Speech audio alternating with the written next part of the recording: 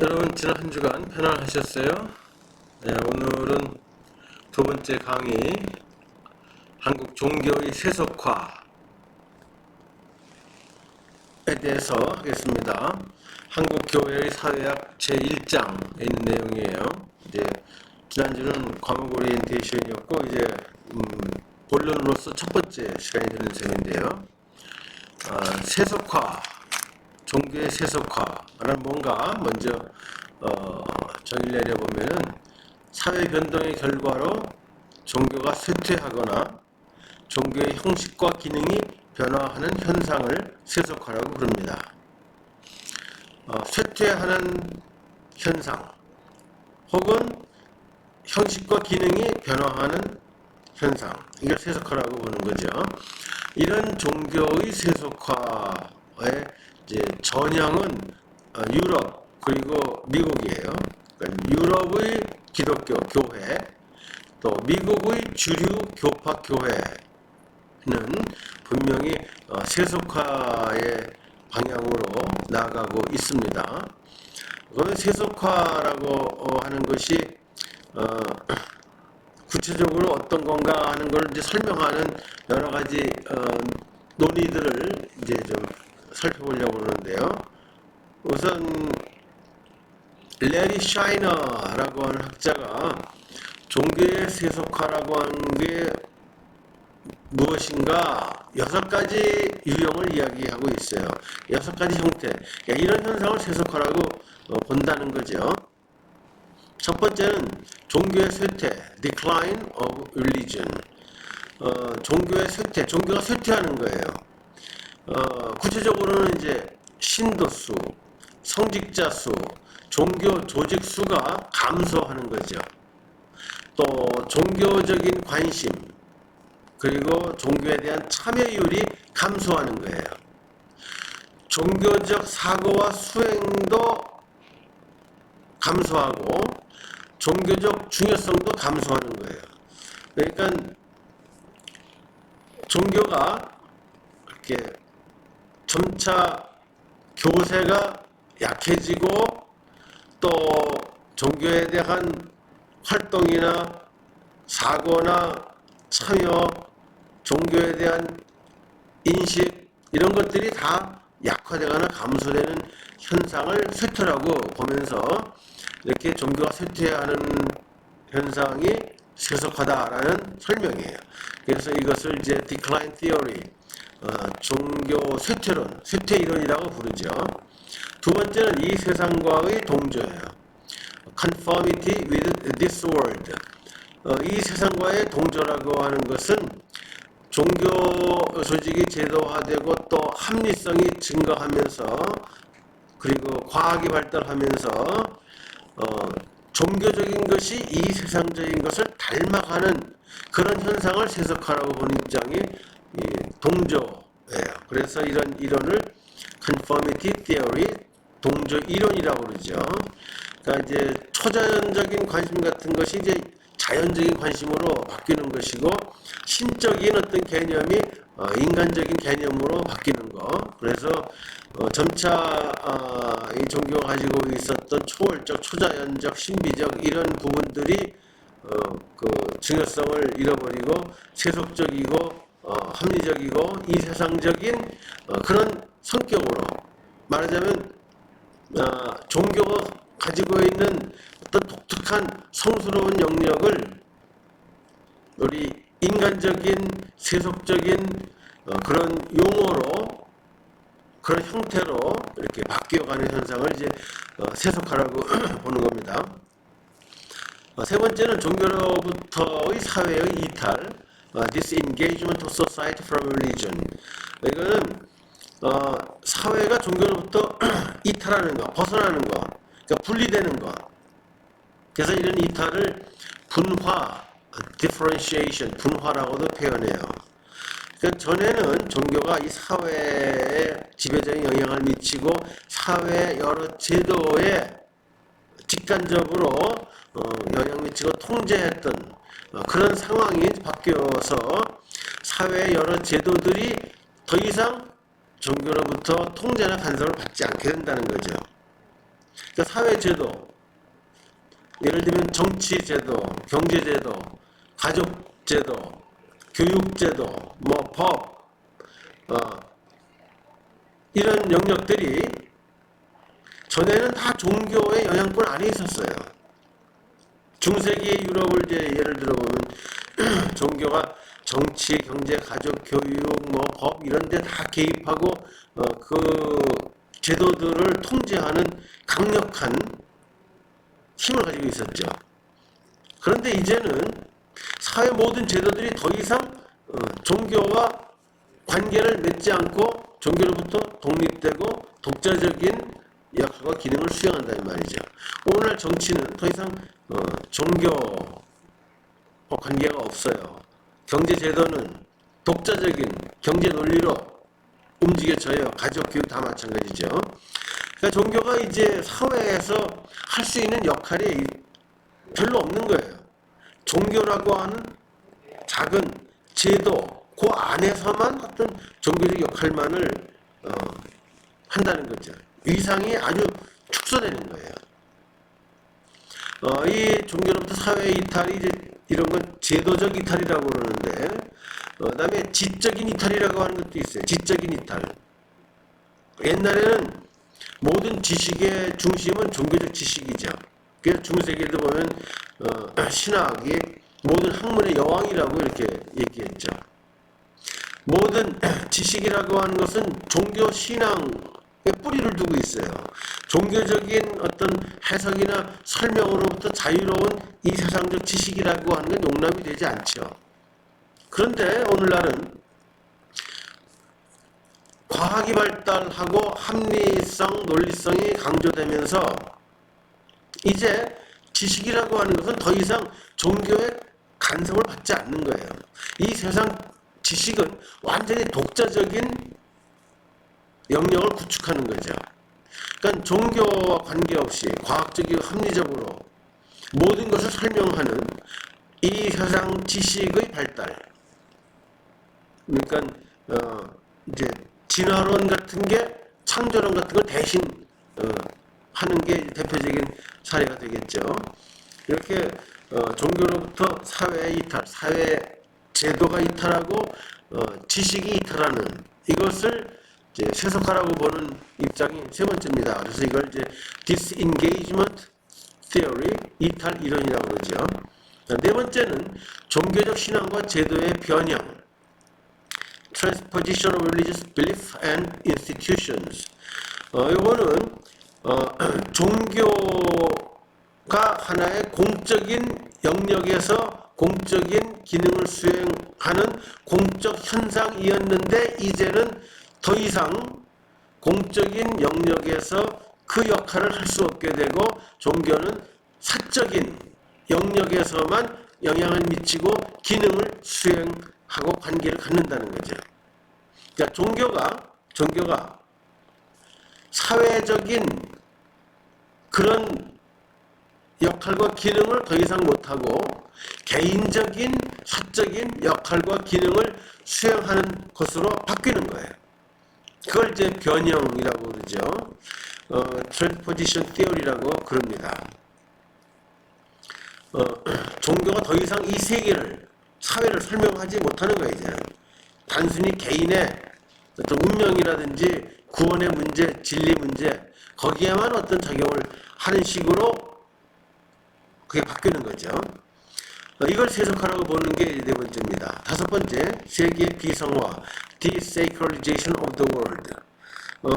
전통 사회에서는 이 세계를 신비스러운 존재라고 봤어요. 세계, 자연, 인간이 범접할 수 없는 아주 초월적이고 초자연적인 신비스러운 거룩한 그런 영역이라고 이렇게 봤는데 과학이 발달하고 지식이 발달하면서 이제 이 세계는 조금 더 그렇게 뭐 신비스럽거나 초월적이고 초자연적인 게 아니라는 말이죠.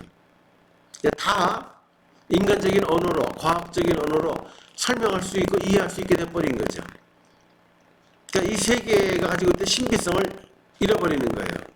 인간과 자연에 대해서 과거에 종교가 해석을 해주고 설명해줬는데 이제는 그게 아니라 과학이 인간과 자연과 세계에 대해서 충분히 설명할 수 있는 세계는 아니 자연적인 현상이 되어버리는 거죠.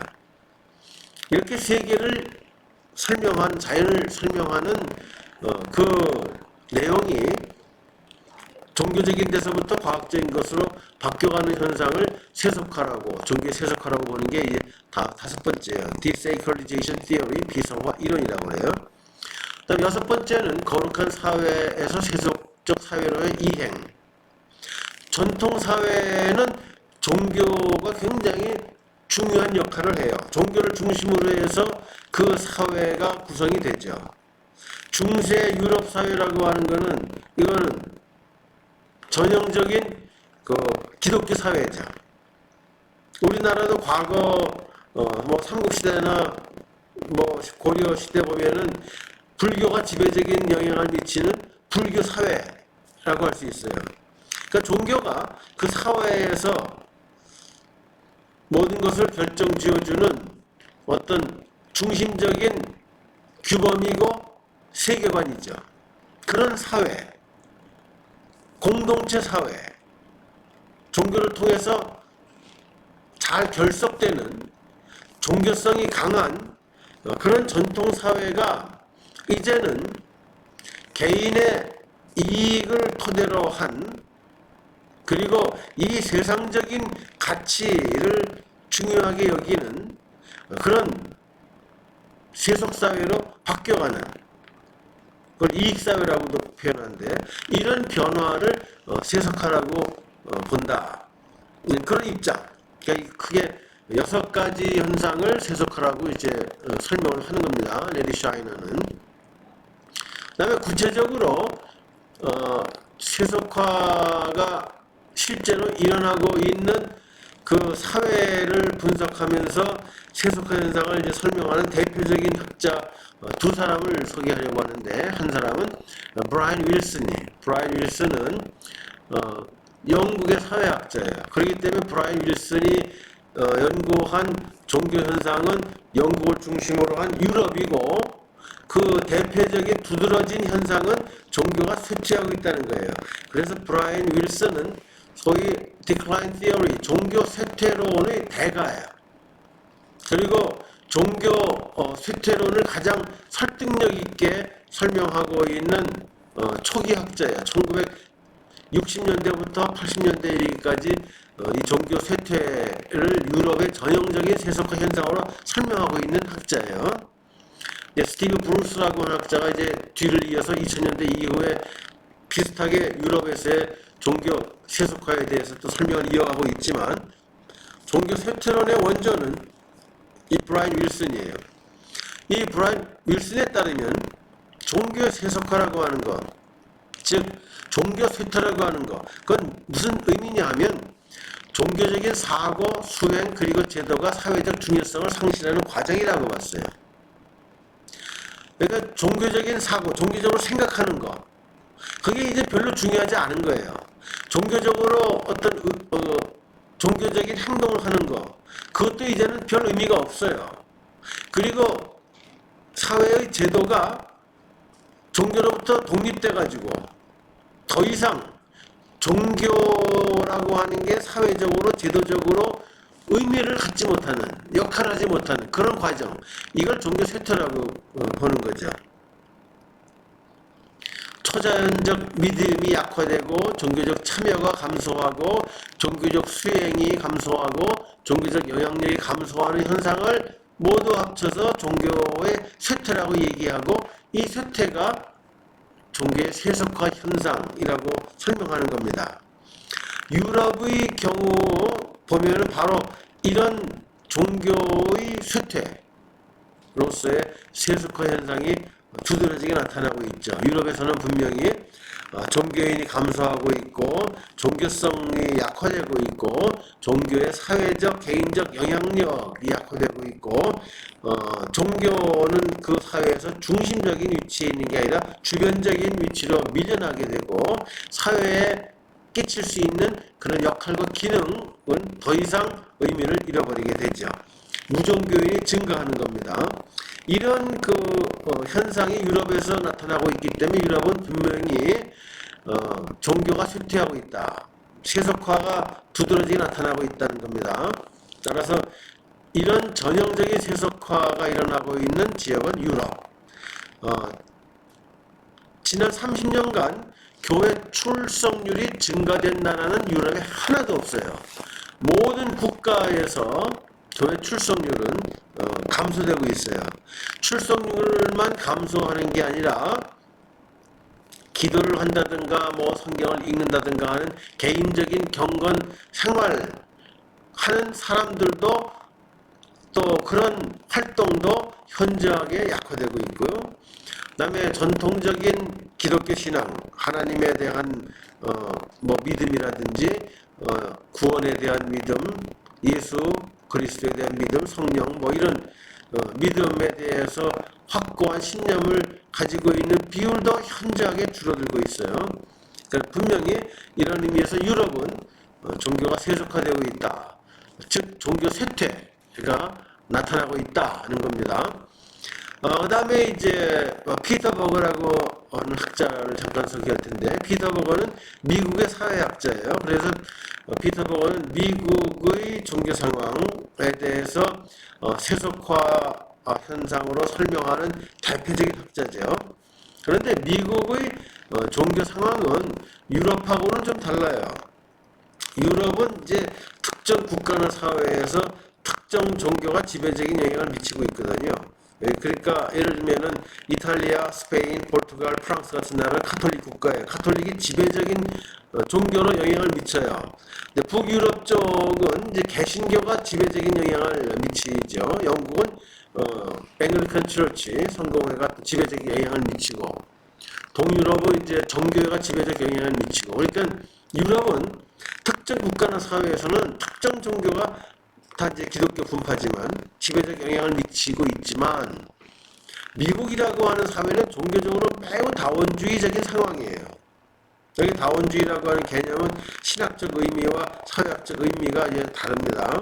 이제 우리 나중에 이 주제를 심도 있게 다룰 시간이 이제 있는데, 여기서 종교적 다원주의라고 하는 것을 사회학적으로 설명하면은 쉽게 다양한 종교가 한 사회 안에 있다. 그겁니다. 그런 현상. 종교가 다양하게 공존하는 사회적 상황을 다원주의 상황이라고 이야기해요.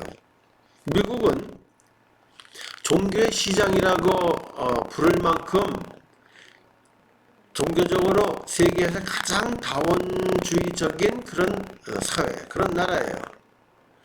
모든 종교가 다 미국에 있고, 미국 기독교가 지배적이지만 기독교 말고 이슬람교, 불교, 힌두교, 유대교 할 것 없이 세계 모든 종교가 다 미국에서는 발견이 돼요.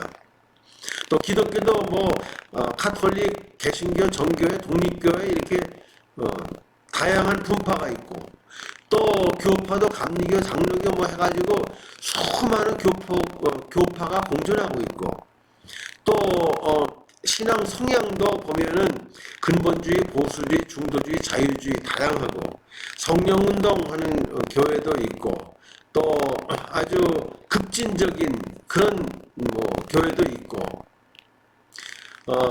또 대형교회도 있고, 중형, 소형교회도 있고, 백인교회도, 흑인교회, 히스패닉 교회, 아시안 교회 또 따로 존재하고 있고, 정말 미국은 종교적으로 가장 다양한 양상을 보여주고 있죠.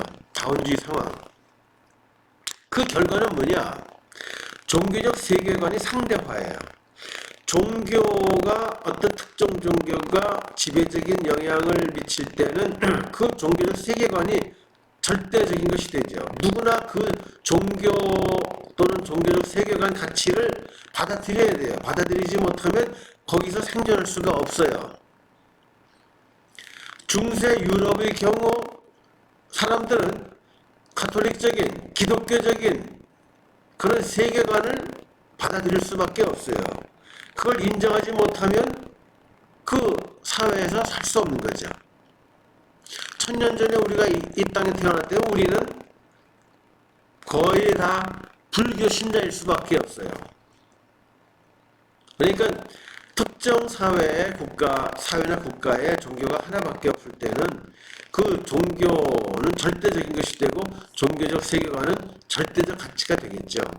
그런데 미국처럼 다원주의 상황에서는 그 어떤 종교도 모든 사람에게 지배적인 영향을 미칠 수 없는 거예요.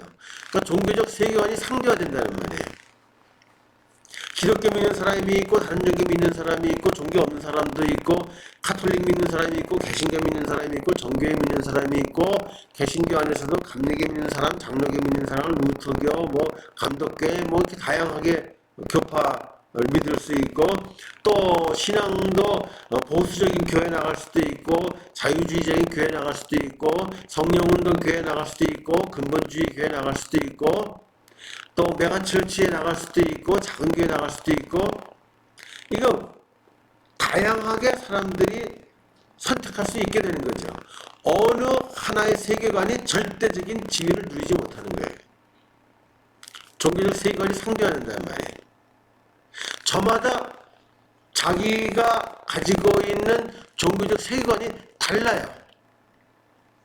다양하다는 말이죠. 그 어떤 종교도, 그 어떤 교파도, 그 어떤 교회도, 그 어떤 신앙 성향도 미국 사회 전체에 영향을 미치고 모든 사람들을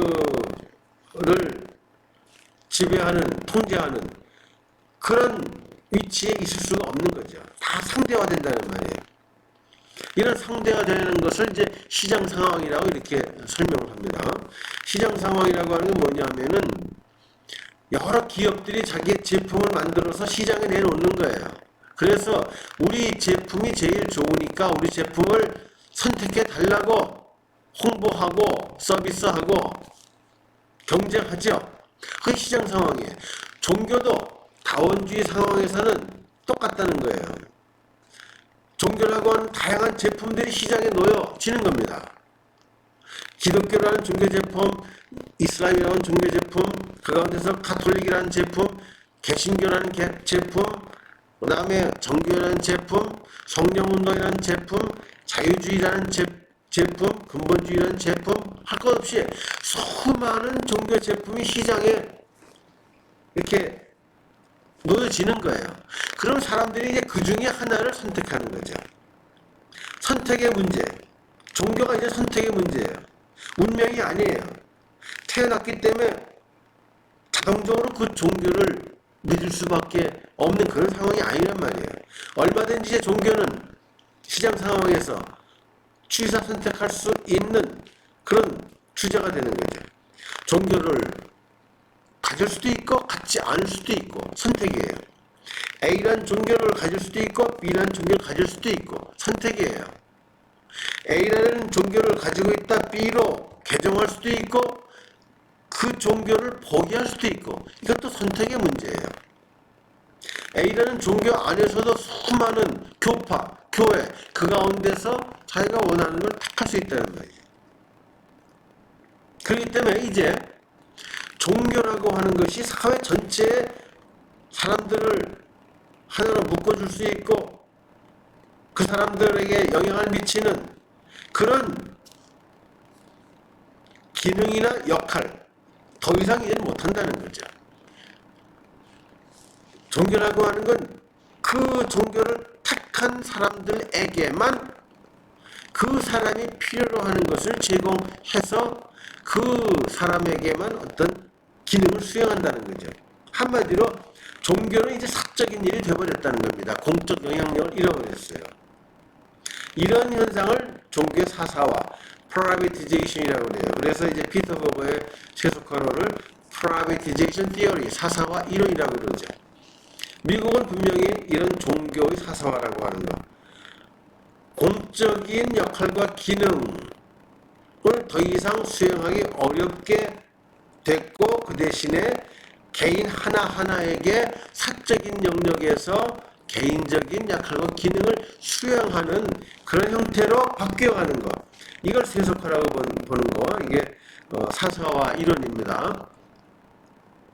그럼 이제 그 쇠퇴 이론이든 사사화 이론이든 세속화 현상이 왜 일어나는가 하는 것을 이제 분석하는 세속화 요인, 여러 가지로 설명이 되고 있어요. 우선 근대화 수준이에요. 모더니제이션. 근대화라고 하는 것은 경제적 수준이 향상되고 정치적으로 민주화되고 사상과 표현의 자유가 확대되고 교육 수준이 향상되는 그런 현상, 그런 사회 변화를 근대화라고 그럽니다. 이런 사회가 근대화 될수록 종교는 세속화된다는 거예요. 근대화 될수록 종교는 쇠퇴하든가 사사화된다는 얘기겠죠.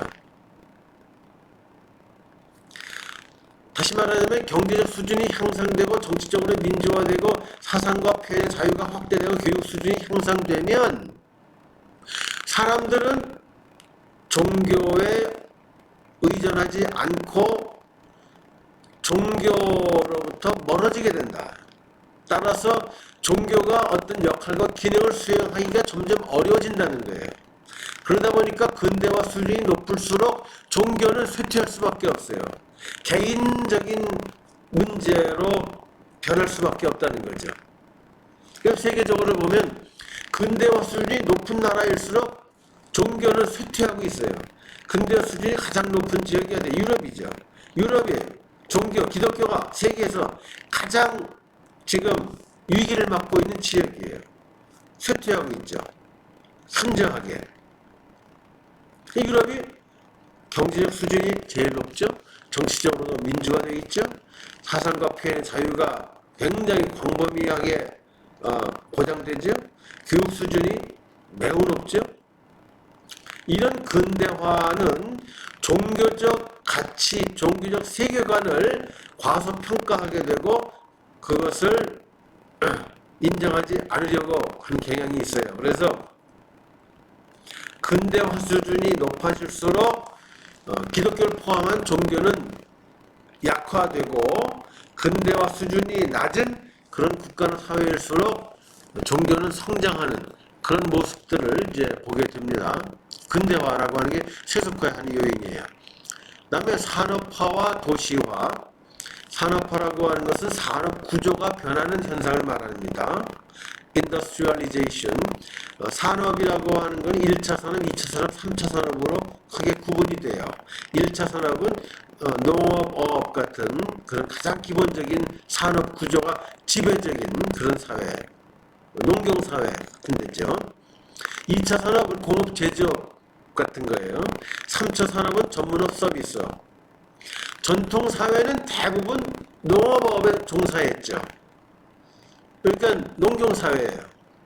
그런데 점차 산업화 과정을 거치면서 그 사회의 중요한 산업이 농업에서부터 공업 제조업으로 바뀌고 더 발달되면 전문업 서비스업으로 나가게 되죠.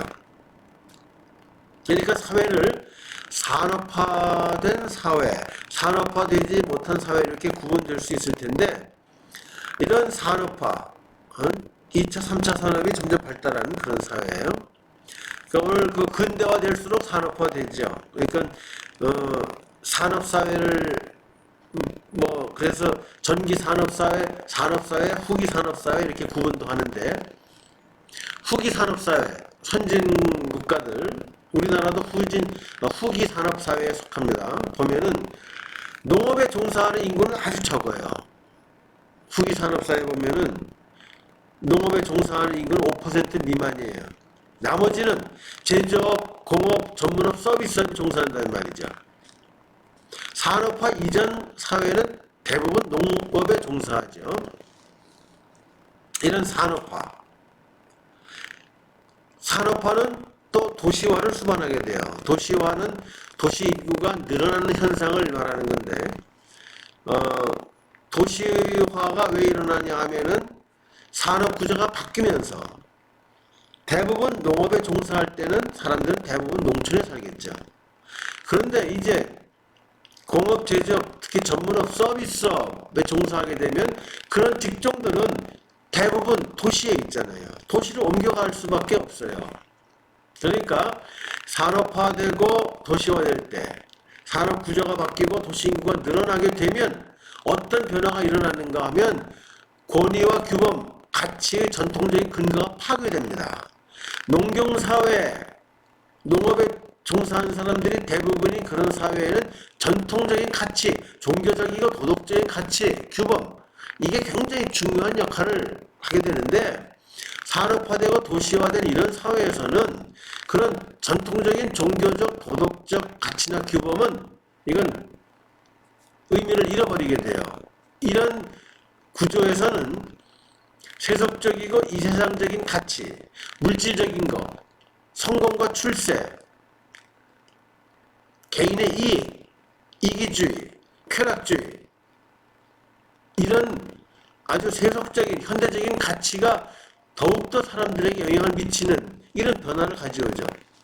그러니까 산업화되고 도시화될수록 종교는 세속화됩니다. 그러니까 오늘날 종교가 제일 잘 안 되는 지역은 고도로 산업화되고 도시화된 국가나 사회예요. 산업화나 도시화가 아직도 충분히 일어나지 않는 지역을 보면 매우 종교적입니다. 여전히. 그 다음에 합리화, rationalization, 합리화라고 하는 건 과학적이고 합리적으로 생각하고 실용적으로 행동하는 그런 변화를 합리화라고 그래요. 그러니까 합리적, 논리적, 지성적, 이성적 이런 사고 구조와 행동 원리가 중요한 그런 사회에서 종교적 세속화가 일어나게 된다는 말이죠. 왜냐하면 종교적 가치는 이 합리화라는 용어로 설명할 수 없는 거죠. 초합리적인, 초과학적인, 초이성적인 그런 의미를 가지고 있는 게 종교란 말이죠. 종교적 진리나 종교적 가치는 이런 것들을 넘어서 있어요. 이런 것과는 구분돼요. 그렇기 때문에 과학적으로 합리적으로 모든 사물을 보고 판단하고 분석하려고 하게 되면 종교적 가치나 진리는 이거는 받아들이기가 어려워지는 거죠. 그러니까 합리화 수준이 높은 사회일수록 종교적 세속화가 흔히 일어나게 되는 겁니다. 그 다음에 사회 구조적 분화, 아까 잠깐 얘기했지만 기능과 역할에 있어서 종교로부터 정치, 경제, 가족, 교육, 법, 복지 제도들이 분화, 역할이 나뉘어지는 거예요. 더 이상 정치, 경제, 가족, 교육, 법, 복지 제도들이 종교의 영향을 받지 않는 겁니다. 종교의 통제로부터 벗어나는 거예요. 독자적으로 자기 제도들이 발달되고 그것을 이끌고 나간다는 말이죠. 그러니까 이렇게 구조적 분화가 분명히 드러나는 그런 사회에서는 종교가 할 수 있는 일이 별로 없는 거예요. 종교는 그저 종교라고 하는 신앙적인 그 테두리 안에서만 거기에 참여한 사람들 중심으로 어떤 작용을 한다는 의미지 그 종교, 교회라고 하는 것을 벗어나게 되면 사회에서는 할 일이 없는 거죠. 역할과 기능을 수행하는데 제한을 받는 거죠. 그러니까 이렇게 구조적으로 분화된 사회일수록 종교가 세속화되는 겁니다. 그다음에 전통적인 공동체의 붕괴. 아까 뭐 얘기했던 거 레디 샤이너의 6번째 그 세속화 유형 그것과 관련된 거예요. 전통적인 공동체, 전통적인 사회의 특징은 공동체적인 성격을 가지고 있어요.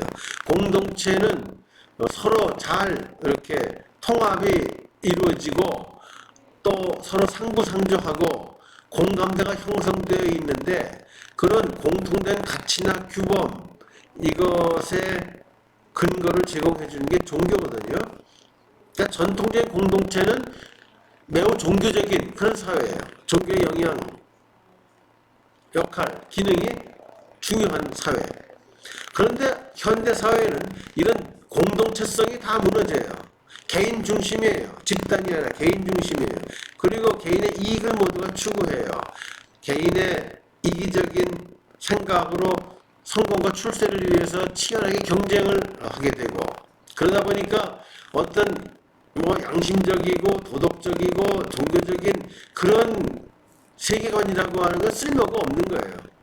이 세상에서 성공하고 출세하기 위해서 세속적인 지식과 기술, 그것만이 중요한 거고, 그래서 점차 모든 가치는 이 세상적인 물질적인 세속적인 것에 맞춰져 있는 그런 사회가 생겨나는 거죠. 그걸 세속사회라고 그러죠.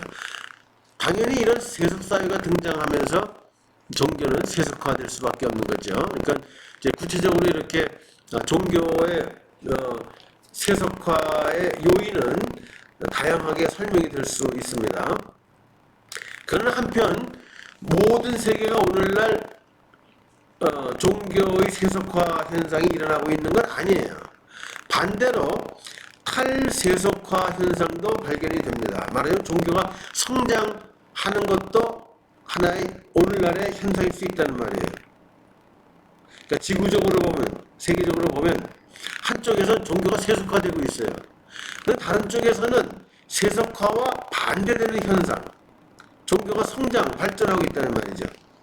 어떤 지역, 어떤 종교, 어떤 상황이냐. 우선 이슬람교 같은 경우에는 지금 종교 가운데서 유일하게 성장하고 있어요. 예를 들면 1900년에 전 세계 인구 가운데 무슬림 인구는 12%였어요. 근데 2020년에는 24%로 늘었어요. 전 세계 인구의 약 4분의 1이 무슬림이에요. 120년 동안 2배로 늘어났어요. 비율에 있어서. 기독교회는 100년 전이나 지금이나 세계 인구의 3분의 1 정도 그냥 그대로 유지하고 있어요. 조금 뭐 줄었다는 뭐 이런 변화는 있지만 3분의 1 정도로. 이 무슬림은 증가 속도가 빨라가지고 2050년에는 세계 인구의 29%, 30%에 육박하게 될 거라고 봅니다. 그러면 거의 기독교랑 맞먹는 그런 교세를 갖게 되죠. 이슬람교는 오늘날도 쇠퇴가 아니라 성장하고 있다. 그 다음에 제3세계 기독교, 오리엔테이션 시간 때 좀 얘기를 했죠. 아프리카, 아시아, 라틴 아메리카의 기독교는 유럽이나 미국의 기독교와는 달리 성장하고 있어요. 탈세속화. 그 다음에 미국에서도 보면 비주류 개신교 교회. 미국은 굉장히 다원적이라고 그랬죠. 그러니까 미국에서 세속화되는 그런 교회들이 있고, 그건 주류교파 교회들이에요. 감리교, 장로교, 감독교회, 회중교, 그 다음에 이제 루터교, 침례교 같은 거, 이런 교회들 다 지금 쇠퇴하고 있어요. 그런데 이제 그 하나님의 성회와 같은 아주 성령운동 비주류 교회들, 독립교회들, 이런 교회들은 또 성장을 해요. 그러니까 미국에서는 이렇게 쇠퇴하는 교회와 성장하는 교회가 공존합니다. 유럽은 성장하는 교회는 거의 없고 대부분 쇠퇴하고 있지만요. 근데 이런 기독교 탈세속화의 특징은 뭐냐 하면은 뜨겁다고 하는 거예요. 복음주의, 성령운동, 이런 성격을 가지고 있다는 말이에요. 가슴의 종교. 그러니까 기독교에서 세속화되는 그런 지역의 종교적 특징은 매우 이성적이고 지성적인 머리의 종교성 가지고 있는 국가와 사회는 세속화되고 있는 반면에 뜨거움, 열정, 감성, 감정, 이걸 중시 여기는 가슴의 종교성의 그런 기독교는 오히려 성장하고 있다. 탈세속화 현상을 보이고 있다고 하는 거. 그러니까 세속화, 종교의 세속화 현상은 전 세계적인 현상이 아니고 유럽과 미국의 현상이다. 이렇게 이제 볼 수 있는 겁니다. 자, 그러면 한국의 종교는, 또 한국의 기독교는, 한국의 개신교는 이건 세속화되고 있는가 아니면 탈세속화되고 있는가 하는 겁니다. 한국 사회도 엄청나게 많은 변화를 겪어왔기 때문에 뭔가 변화가 분명히 있어요. 한국 종교 일반, 한국의 기독교, 한국의 개신교. 그러면 한국의 종교나 한국의 기독교나 한국의 개신교는 세속화되고 있을까 아니면 탈세속화되고 있을까? 바로 이 문제를 분석한 게 이번 단원입니다. 자, 그래서 이제 방법론과 가설을 좀 보면요. 방법론은 통계조사 방법을 2차 자료를 주로 사용했어요. 이 분석에서 사용한 자료는 우선 1985년, 95년, 2005년, 2015년 통계청의 인구 센서스 조사예요. 각 교파가 자체적으로 교인수 통계낸 거는 너무 과장이 되어 있기 때문에 그건 믿을 수가 없어요. 통계청 인구 센서스는 이거는 직접 호별 방문해 가지고 조사한 거기 때문에 신빙성이 있는 그런 이제 자료죠. 그 다음에 1984년과 2014년 한국 갤럽에서 조사한 한국인의 종교와 종교의식이라고 하는 분석이에요. 이 한국 갤럽에서는 1984년부터 84년, 89년, 2004년, 2014년 한 대여섯 번에 걸쳐서 한국의 종교와 종교의식에 대한 전국 단위의 물론 샘플링 과정을 거쳐서 한 거지만 그런 조사를 했는데 한국인의 종교와 종교의식에 대한 조사 자료로서는 가장 신빙성이 있고 또 그 내용도 아주 도움이 되는 겁니다. 통계청 인구조사는 그냥 종교 인구에 대해서만 조사가 나와 있기 때문에 구체적인 내용들은 알 수 없지만 한국갤럽의 이 조사 자료는 다양하게 한국인의 종교 실태와 종교 의식에 대한 어떤 결과를 볼 수 있어요. 그러니까 여기 이 통계청 인구 센서스 자료와 한국갤럽의 이 조사 자료를 중심으로 분석을 이제 합니다. 특히 종교 전체 및 종교별 변화 분석은 1984년하고 2014년 조사를 비교했어요. 그러니까 30년의 차이죠. 그러니까 30년 동안, 지난 30년 동안 어떤 변화가 있는가, 세속화 방향으로 가고 있는가, 탈세속화 방향으로 가고 있는가. 이제 전제는 세속화되고 있다는 겁니다. 한국 사회는 최근 정치, 경제, 사회적으로 굉장히 커다란 변화를 겪어왔잖아요. 특히 경제적으로 눈부시게 성장을 했고 정치적으로도 상당히 민주화됐고 사회복지 제도가 굉장히 확산되고 있고 이런 변화는 결국 종교의 세속화를 촉진할 수 있는 그런 배경이 되고 있기 때문에 이제 한국의 종교도 이런 변화에 따라서 세속화되지 않을까라는 전제를 가지고 가설을 이제 세워봤습니다. 첫째로 종교의 사회적 영향력이 감소하고 있다면, 만일 한국 사회에서도 종교의 사회적 영향력이 감소하고 있다면 종교인 비율이 감소했을 것이다. 지난 30년간 종교인 비율이 감소했다면 종교의 사회적 영향력이 감소한 것이고 이건 세속화의 한 징표일 수 있다는 얘기죠. 가설 1의 1이에요. 두 번째, 종교의 영향력이 감소하고 있다고 사람들이 느낄 것이다. 종교의 영향력이 감소하고 있다고 사람들이 느끼는 것은 실제로 종교 영향력이 감소하고 있다는 것을 반영하는 결과일 수 있기 때문에 이렇게 느낀다면 이거는 종교 세속화가 한국에서도 일어나고 있다는 것을 말하는 것이다라는 점에서 가설 1의 2가 되는 거고요. 그 다음에 세 번째는 새로 종교를 갖는 사람이 감소했을 것이다. 자, 세속화라고 하는 건 종교 인구가 줄어드는 거죠.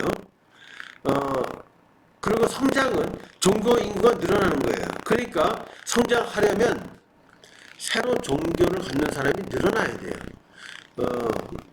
그러니까 만일 한국에서 종교가 세속화되고 있다면 새로 종교에 입문하는 사람이 줄어들 것이다. 이 가설 1의 3이에요. 둘째로 종교의 개인적 영향력이 감소하는 거, 이게 세속화라고 했죠. 그러니까 종교의 개인적 영향력이 감소하고 있다면 종교인 가운데 종교적 중요성에 대한 인식이 약해졌을 것이다. 종교가 개인에게 중요하지 않다고 생각하게 될 거라는 거예요. 이게 세속화죠. 가설 2의 1. 그 다음에 다섯 번째는 자신의 신앙심이 깊다는 사람이 감소했을 것이다. 종교의 세속화는 사람들이 신앙적이라고 생각하지 않게 되는 거예요. 그걸 세속화라고, 이제 개인적인 세속화라고 볼 수 있는 거죠. 신앙심이 깊다는 사람이 감소했을 것이다. 이 가설 2의 2가 되는 거고요. 그 다음에 셋째로 종교인의 종교성이 약화되고 있다면, 종교성이 약화되는 거 세속화의 한 지표죠. 종교성의 네 가지, 이념적 종교성, 전통적인 믿음이 약해졌을 것이다. 가설 3의 1이에요. 의례적 종교성, 의례에 대한 참여율이 약해졌을 것이다. 가설 3의 2. 수행적 종교성, 기도, 경전 읽기 등이 약해졌을 것이다. 가설 3의 3. 경험적 종교성, 종교적 경험이 약해졌을 것이다. 가설 3의 4. 이런 종교성이 약화됐다면 이건 세속화의 전형적인 모습이죠. 자, 넷째로 가치관이 종교적인 것에서 세속적인 것으로 바뀌고 있다면 사람들이 종교적 도덕적 가치보다는 세속적 가치관을 더 중요하게 여길 것이다. 이 가설 이제 4의 1이 되겠죠. 그래서 이 가설들을 이제 검증한 것이 분석 내용입니다. 여러분들이 이제 이걸 강의 들으면서 책을 좀 봐야 돼요. 왜냐하면 거기 표에 대한 이제 설명이 필요하기 때문에 그 표의 내용을 여기 요약을 해놨어요. 자세한 내용은 여러분들이 이제 표를 봐야 됩니다. 자, 첫 번째, 종교의 사회적 영향력. 이라는 세속화 현상을 검증해 본 겁니다. 첫째로 종교인 비율을 이제 보니까 감소하고 있다는 겁니다. 표 1의 1을 참조하면 돼요. 1985년에 한국 사람들 가운데서 종교인 비율은 42%였어요. 근데 1995년에는 50%로 크게 늘어납니다. 그 다음에 2005년에는 53%예요.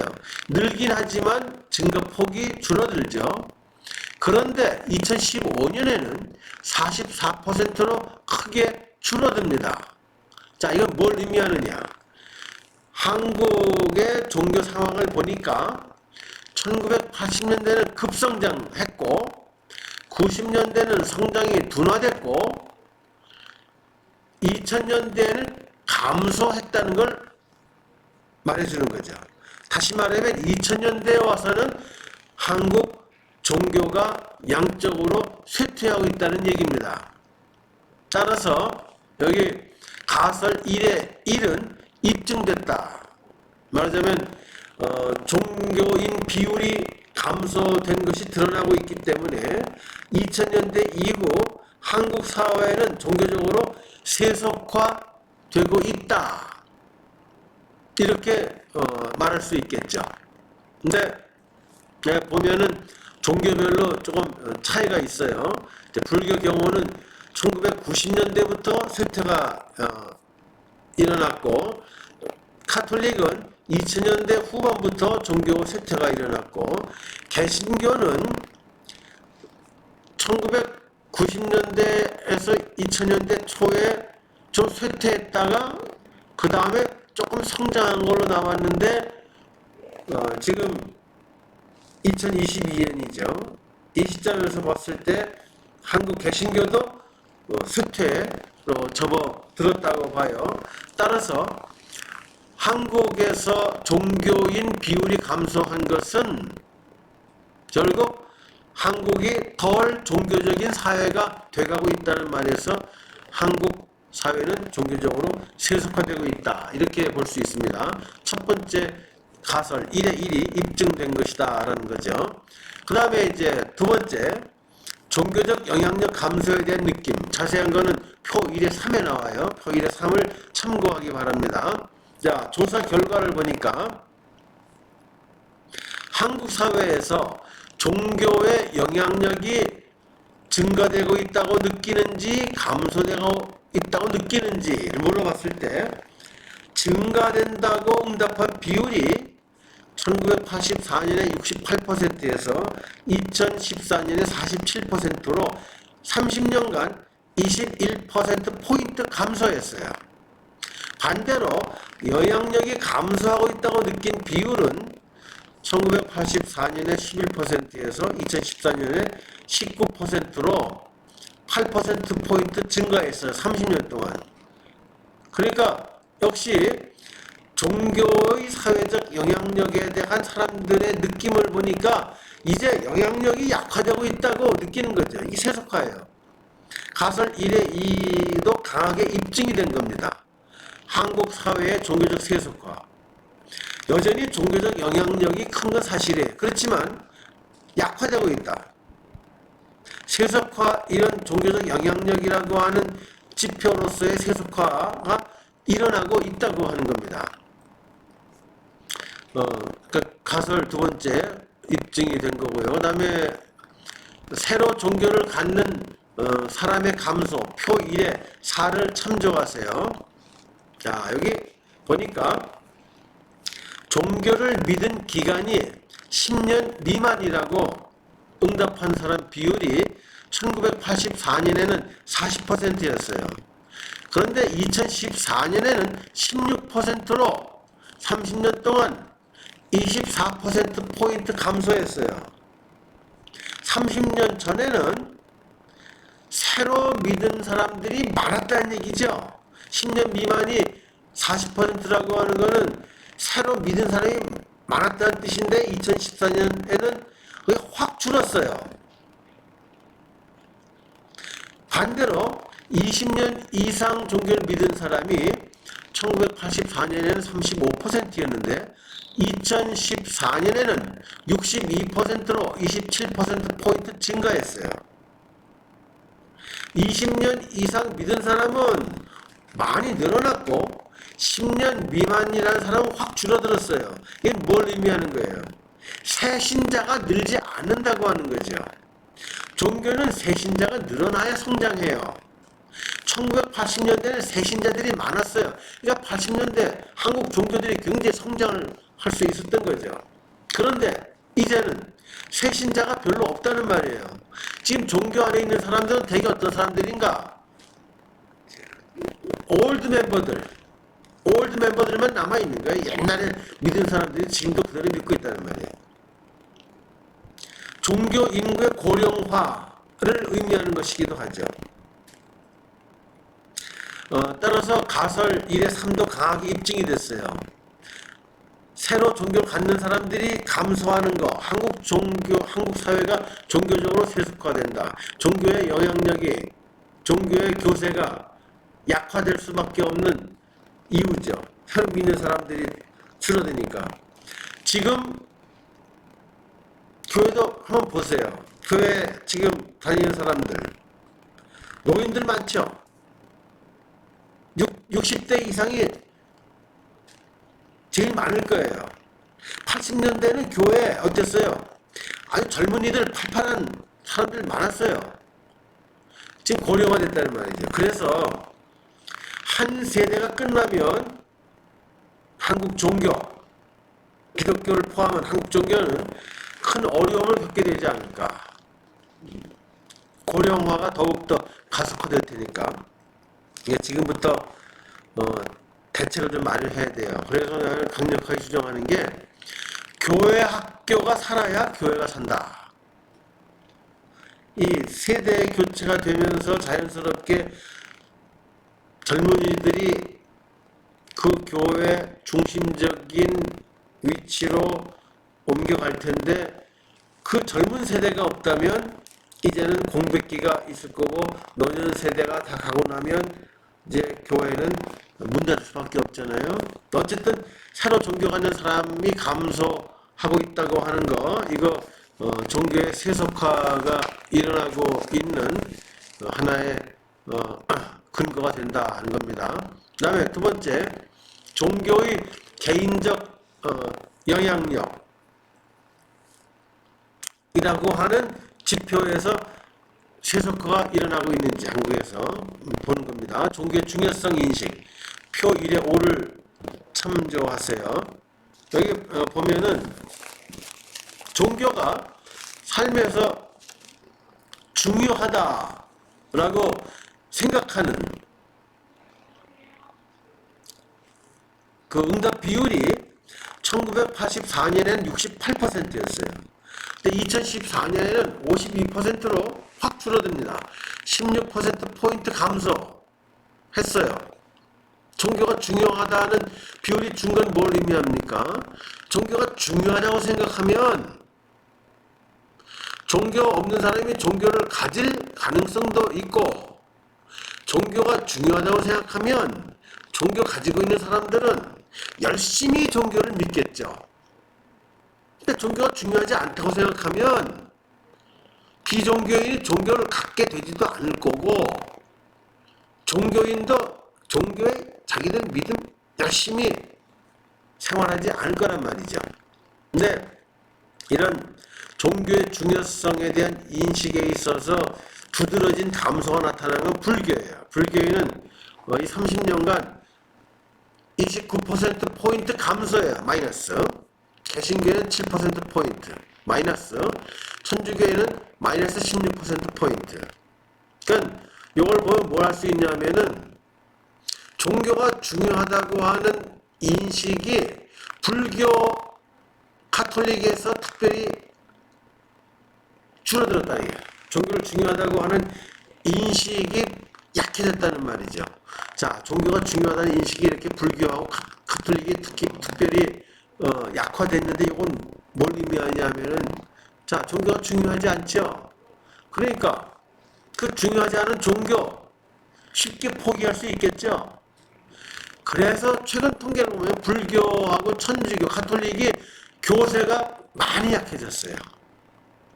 개신교회는 그래도 선방을 하는데요. 그리고 비종교인 마이너스 18%. 종교가 중요하다고 하는 생각을 비종교인이 좀 갖고 있어야, 비록 종교인은 아니지만 종교 중요하다 그러면 언젠가 이 사람들이 뭐 종교를 개종할 수도 있을 텐데, 비종교인이 종교 같은 거 필요 없다 생각하면은 이 사람들이 앞으로 개종할 가능성이 없겠죠. 그러니까 이 비종교인 가운데서도 이게 이렇게 감소했다고 하는 거는 좀 심각한 문제일 수 있는 겁니다.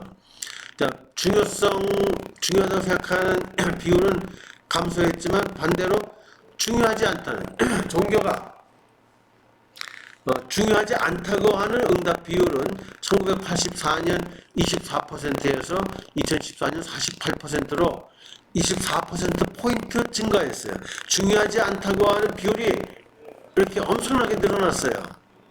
중요하지 않다고 생각하니까 종교를 믿지 않겠죠. 종교 가지고 있다가 중요하지 않으니까 쉽게 포기하겠죠. 자, 중요하지 않다고 생각하는 비율이 이렇게 늘어난 거는 결국은 종교의 세속화를 촉발할 수 있는 중요한 근거가 되는 겁니다. 따라서 가설 2에 1 강하게 입증이 됐어요. 따라서 개인적인 종교적 세속화는 아까 얘기했지만 불교인, 카톨릭 교인, 개신교인 순으로 나타나고 있어요. 자, 그 다음에 신앙심의 자기평가. 요거는 이제 표 1의 6을 참조하세요. 자기 자신의 신앙심이 깊다고 생각하는지 깊지 않다고 생각하는지. 깊다고 생각하는 건 종교성이 강하다는 뜻이에요. 내 신앙 별거 아니다 생각하면 내 종교성이 약하다는 뜻이에요. 종교성이 강한 거는 세속화와 반대 상황이라면 내 신앙이 별거 아니다. 세속화됐다는 뜻이죠. 자, 신앙심이 깊다고 하는 응답자는 1984년 41%에서 2014년 36%로 5%포인트 감소했어요. 자, 여기서도 보면은 불교인에게서는 감소폭이 커요. 마이너스 14%포인트예요. 카톨릭 교인도 마이너스 14%포인트예요. 근데 개신교회는 오히려 플러스 6%포인트예요. 다시 말하면 자기 개인적인 입장에서 신앙심이 깊다고 한 사람들은 불교 가톨릭에서는 확 줄어들었어요. 신앙심이라고 하는 종교성이 불교 가톨릭에서는 약화됐다는 뜻이죠. 이 두 종교가 교세가 확 줄어든 거는 이것과도 관련이 있는 거예요. 근데 개신교만큼은 그 신앙이 깊다는 비율이 오히려 좀 늘어났어요. 신통하죠. 근데 이 깊지 않다고 하는 비율을 보면은 1984년에 17%였는데 2014년에는 22%로 5% 늘어났어요. 자기 신앙이 깊다는 사람은 줄어들고 깊지 않다는 사람은 늘어났죠. 그래서 역시 가설 2는 보통 수준으로 강하지는 않지만 보통 수준으로 입증이 됐다고 할 수 있어요. 개인적인 종교적 세속화, 특히 불교인과 천주교인들은 에게는 이런 세속화가 두드러지게 나타나고 있다. 개신교인만은 신앙심에 대한 평가 이게 약간 상승한 것으로 이제 드러나고 있어요. 그다음에 세 번째, 종교인의 종교성이라고 하는 측면에서 세속화 현상 일어나고 있는지 살펴봅니다. 먼저 이념적 종교성, 표 1의 7을 참조하세요. 이념적인 종교성은 종교적 믿음에 대해서 얼마나 확고하게 이제 믿느냐 하는 건데, 여기엔 5가지 종교적 이념을 이제 종교적 이념에 대한 믿음을 평균낸 거예요. 5가지는 뭐냐면 전통적인 종교적 개념인데 절대자 혹은 신에 대한 믿음, 그걸 믿는지, 극락과 천당에 대해서 믿는지, 죽은 다음에 영혼에 대해서 믿는지, 기적에 대해서, 귀신 혹은 악마에 대해서 믿는지, 이렇게 5가지 그런 실제에 대해서 믿는지 그 응답 비율을 평균낸 겁니다. 1984년에 이런 절대적인 그 종교적인 개념을 믿는다는 응답 비율이 47%였는데 2014년에는 45%로 2%포인트 감소했어요. 많이 안 줄었죠. 조금 줄었어요. 그런데 믿지 않는다는 응답은 같은 기간 동안 32%에서 39%로 7%포인트 증가했어요. 여기서 보면 그 믿지 않는다는 응답 비율이 불교인은 10%, 천주교인 11%, 비종교인 12%포인트 늘어났는데 개신교인은 1%포인트만 늘어났어요. 그러니까 역시 여기서도 불교, 천주교인들이 더 이념적인 종교성이 과거보다 약해졌다는 걸 의미하겠죠. 따라서 가설 3의 1 강하지는 않지만 약하게 입증됐다. 이념적 종교성이 감소됐다는 말이에요. 특히 불교인과 천주교인 경우 그러니까 종교적 세속화가 실제로 일어났다고 하는 거죠. 그 다음에 의례적 종교성 문제, 책에서 표 1의 8을 참조하세요. 종교 의례 참여에 대한 거예요. 월 1회 이상 참여한다는 응답 비율이 1984년엔 60%였는데 2014년엔 62%로 이건 2% 증가했어요. 오히려 그 대신에 연 1회 이하 참여한다. 잘 참여하지 않는 거죠. 그 비율도 1984년 23%에서 2014년 26%로 3%포인트 증가했어요. 그러니까 열심히 참여하는 사람 조금 늘었고 참여 잘 안 하는 사람도 늘고 그러니까 이렇게 섞어놓으면 뭐 큰 변화가 없다고 말할 수 있겠는데 사실 자세히 들여다보면 일주일 한 번 이상 참여한다는 응답 비율이 불교인은 30년 동안 줄었어요. 마이너스 4%포인트 감소요. 천주교인도 7%포인트 감소했어요. 근데 개신교인은 18% 늘어났어요. 그러니까 종교일에 참석하는 거 이거는 개신교인은 예외적으로 전보다 더 열심히 참석하고 있다는 거죠. 그게 이제 2005년에서 2014년 사이에 개신교인 비율이 좀 늘어난 것과 관계가 있을 거예요. 따라서 가설 3의 2는 입증이 안 됐다고 할 수 있어요. 별로 변화가 없기 때문에 은혜적 종교성은 변화가 별로 없어요. 그러나 종교별로는 크게 다르다. 종교성이 불교와 천주교는 다소 약화된 반면에, 즉 세속화된 반면에 개신교는 오히려 강화되고 있다는 걸 이제 발견했어요. 알 수 있고요. 그 다음에 이제 수행적 종교성 표 1의 9를 이제 참조하세요. 수행은 개인적으로 이제 기도하고 성경 읽는 것을 말하는 건데요. 기원 기도를 하루에 한 번 이상 한다는 응답 비율이 1984년 41%인데 2014년엔 29%로 30년 동안 12%포인트 감소했어요. 이거는 세 종교가 다 똑같이 감소했어요. 불교 마이너스 8%포인트, 개신교 마이너스 11%포인트, 천주교 마이너스 27%포인트. 특별히 카톨릭 신자들에게 있어서 이 종교성은 아주 크게 약화됐죠. 경전 읽기, 성경을 읽는 거, 일주일에 한 번 이상 읽는 비율은 1984년 28%에서 2014년 34%로 6%포인트 증가했어요. 이 증가폭이 주로 개신교인 때문이에요. 11%. 따라서 이 수행적 종교성에서 본 종교의 세속화를 검증한 결과 가설 3의 3은 부분적으로만 입증됐다. 기도라고 하는 종교성은 약화된 데 비해서 경전 읽기의 종교성은 다소 강화됐는데 이 강화된 것은 개신교의 강한 종교성 때문이다. 이렇게 볼 수 있습니다. 그 다음에 네 번째로 종교적 경험, 요거는 표 1의 10을 참조하세요. 종교적 경험은 다음에 6가지 경험을 평균낸 거예요.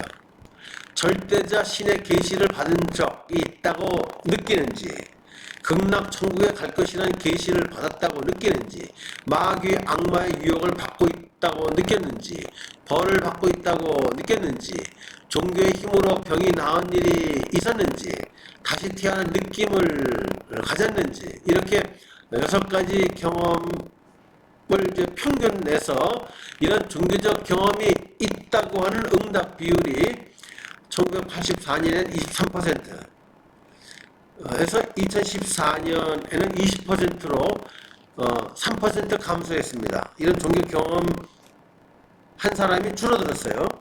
없다는 비율은 같은 기간 71%에서 77%로 늘어났습니다. 그래서 6%포인트 증가했어요. 그러니까 이런 종교적 경험을 한 사람은 조금 줄고 경험하지 못한 사람은 좀 늘고, 따라서 가설 3의 4는 보통 수준으로 입증됐다고 할 수 있습니다. 그러니까 종교적인 경험이라고 하는 종교성이 약화되고 있어요. 그러니까 일종의 세속화가 약간 일어나고 있다는 거죠. 물론 종교에 따른 차이가 있습니다. 종교적 경험이 있다고 하는 그 응답 감소가 불교인 마이너스 1%포인트, 개신교인 마이너스 5%포인트, 천주교인 마이너스 9%포인트예요. 예, 마지막으로 이 가치관의 변화, 표 1의 11을 참조하세요. 생활에서 가장 중요한 것이 무엇이라고 생각하느냐? 1984년에서 2014년 30년간 응답 비율의 차이를 좀 보니까, 자, 종교적, 도덕적, 정신적 가치는 어떻게 변화됐는가? 그런 가치를 중요하다고 보는 비율은 어떻게 달라졌는가? 신념을 갖고 생활하는 것이 생활에서 가장 중요하다는 응답 비율은 27%에서 6%로 엄청나게 줄었습니다. 마이너스 21%포인트예요. 종교를 갖고 있는 것이 가장 중요하다. 응답 11%에서 5%로 마이너스 6%포인트입니다. 감소해요. 남을 돕는 것 7%에서 2%로 마이너스 5%포인트. 마음이 평안한 것 25%에서 18%로 마이너스 7%포인트. 요점은 뭐냐 하면은 초생적인 가치, 종교적 가치, 도덕적 가치, 정신적 가치가 사람들에게서 이제는 별로 중요하지 않다는 거예요. 옛날엔 중요하게 여겼는데 이제는 중요하지 않다는 거예요. 사람들은 그 대신에 세속적 가치, 이걸 더 중요하게 여기는 거죠. 세속적, 현실적, 개인주의적 가치의 변화를 보면은 돈이 많은 것이 가장 중요하다는 응답. 11%에서 25%로 14%포인트 증가했어요. 30년 동안. 직업이 좋은 것이 가장 중요하다. 5%에서 14%로 9%포인트 증가. 여가 휴식 시간이 많은 것이 가장 중요하다. 2%에서 12%로 10%포인트 증가했어요. 다시 말하자면 세속적인, 물질적인, 현실적인, 개인주의적인 가치, 이것을 사람들이 더 중요하게 여기고 있다고 하는 겁니다. 종교적, 도덕적, 정신적 가치는 약화되고 세속적, 현실적, 개인주의적 가치는 강화되는 현상, 이런 가치관의 변화, 이게 세속화죠. 따라서 가설사의 일은 강하게 입증이 됐다. 가치관의 세속화가 일어나고 있다는 것을 발견하게 됩니다. 이제 마지막으로 요약 및 평가. 첫째로 한국 사회에서 종교적인 세속화가 일어나고 있는가 하는 것을 분석하는 게 이 연구의 목적이었는데, 첫째로 종교적 쇠퇴로서의 세속화 현상이 일어나고 있다는 것이 밝혀졌죠. 가설 1의 1이 입증됐습니다. 종교의 인구가 줄어드는 거죠. 사회적 세속화가 일어나고 있어요. 그 다음에 두 번째로 종교의 사회적 영향력이 약화될 거라고 하는 거. 가설 1과 1의 2, 1의 3이 입증됐어요. 종교의 사회적 영향력이 약화됐다는 거 밝혀졌죠. 종교의 사회적 세속화가 일어나고 있는 겁니다.